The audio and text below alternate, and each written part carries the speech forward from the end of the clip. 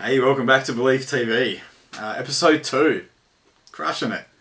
Um, if anyone's watching, hey. So, went away for the weekend with the family. Never done that before as a family, and it was beautiful.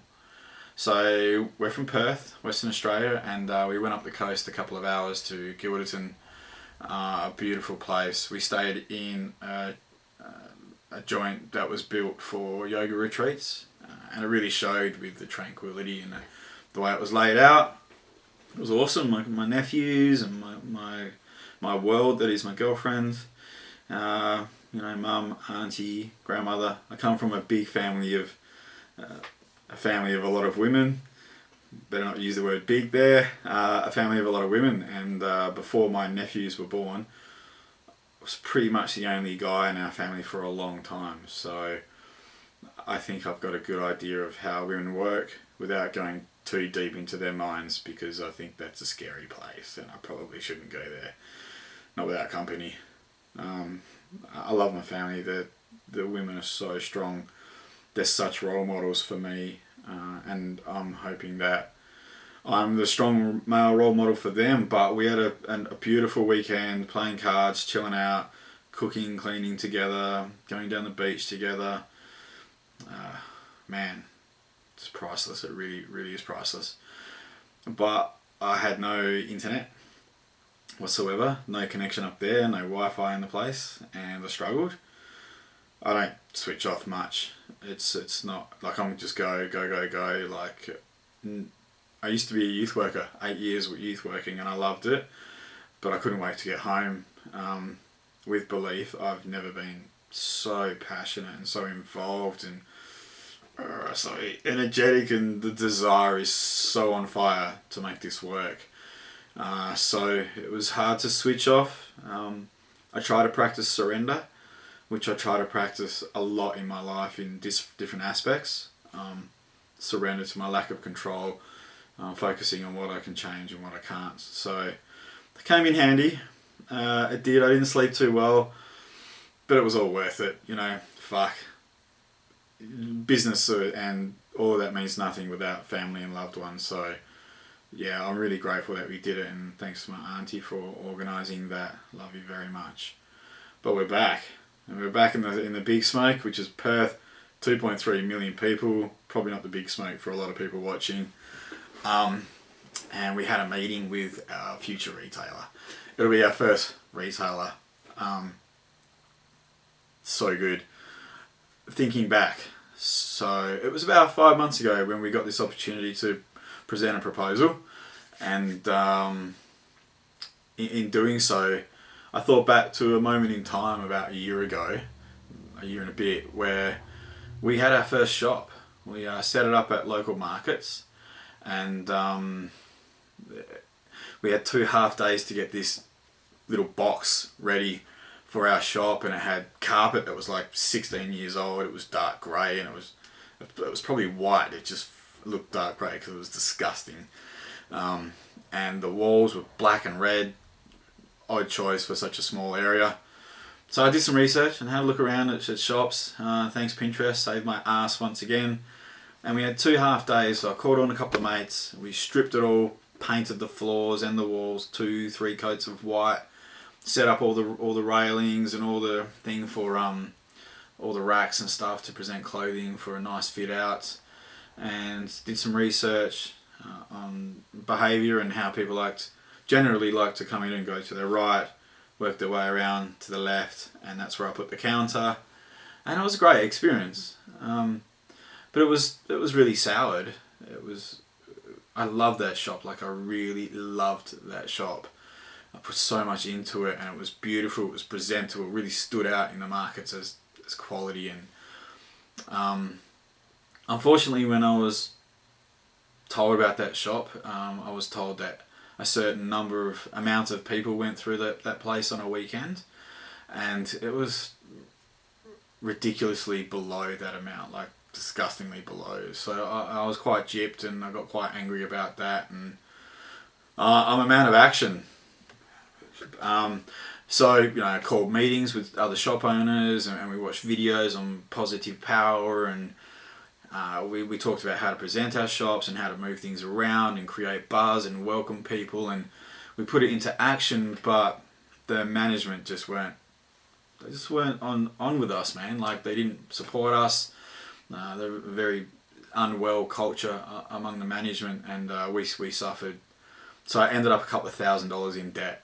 I was selling good amounts of clothes, but just enough to pay rent and maybe a little bit more, and then some weeks not even close to paying rent. So I was selling stock, but I wasn't making the money to replace it. I was running out of sizes, I was running out of particular colours, I was running out of stock in general, and I began to get really stressed. So as soon as my agreement was up, adios muchachos, man, I was out of there. A trail of smoke and fire behind me, like the Roadrunner. And I was really upset about being in debt as a small business when money is hard to come by. But a year later, I get this opportunity. And when it came to presenting my proposal, all of that stuff I had learnt from that shop came into play. And it was priceless, man. All of that stuff about how to present a place, how to run a retail store, just everything that I had learnt from that difficult experience was such a defining factor in this presentation. It really gave me an edge over my competitors. And I know that in life, that's how shit works. I'm still here, despite every fucking day I want to give up. I really do. I've been broke for 3 years and I'm 40, and I can't afford what my mates afford. I can't take the holidays I would like to take, and I could if I just had a normal average paying job. And I want to give up, but as much as I loved being a youth worker for 8 years, I loved going home after work, and I'm not like that with Belief. I've never been so passionate, driven, fucking hungry to make this dream a reality. And I mean, it is a reality. It is because of my hard work and the people around me that support me.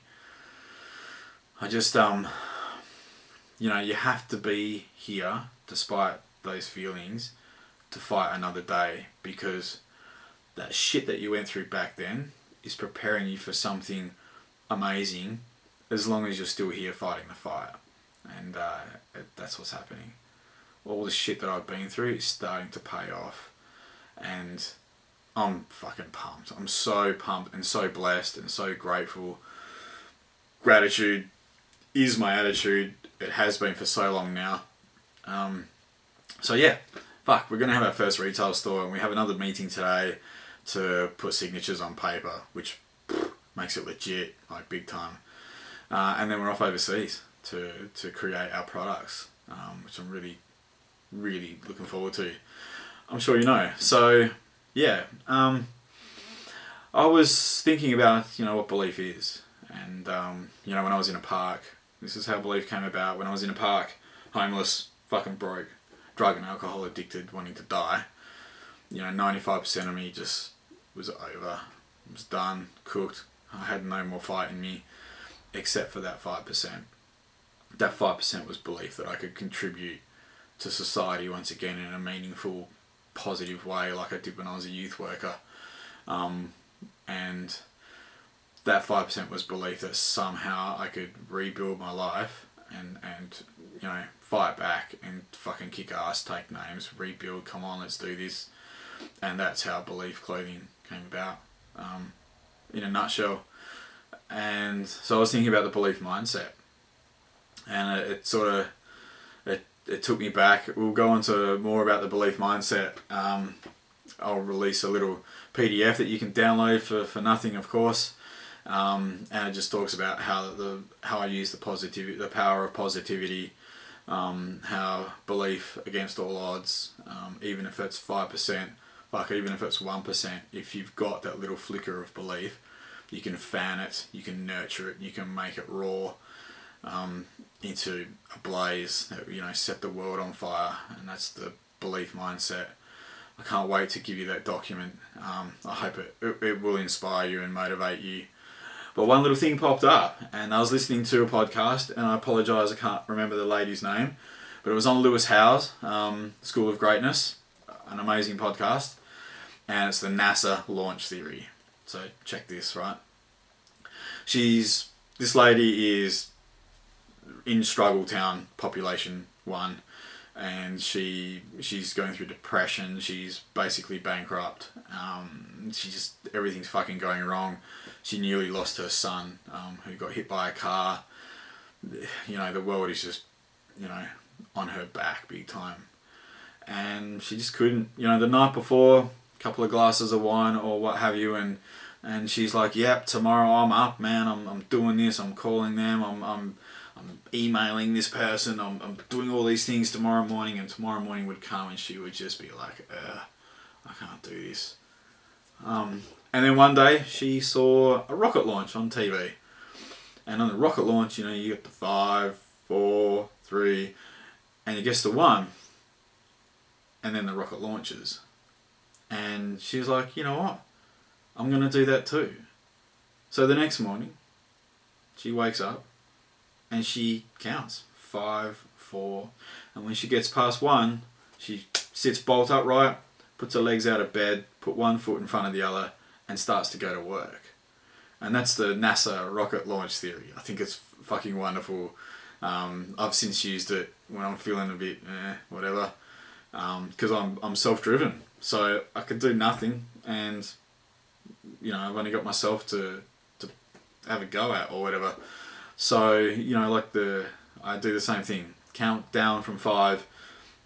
As soon as I go past 1, bang, hit 0, fucking out of bed, 1 foot in front of the other, get things moving, just go, keep going. You'll drudge through it. Then your energy will lift, then your momentum will lift, and it's just a behaviour that repeat over and over again, and it just becomes natural, and then things start to happen. So give it a try. Do the NASA launch theory. Count backwards. Count backwards, and get your ass out of bed. Get it done. You can do anything you set your mind to. I think of Spud Webb. I'm a short ass, 5'6" and a bit, and I think of Spud Webb playing in the NBA. You can do it if you fucking want it. If you want it, you can do it. It's all about having that belief. Come on, go get it.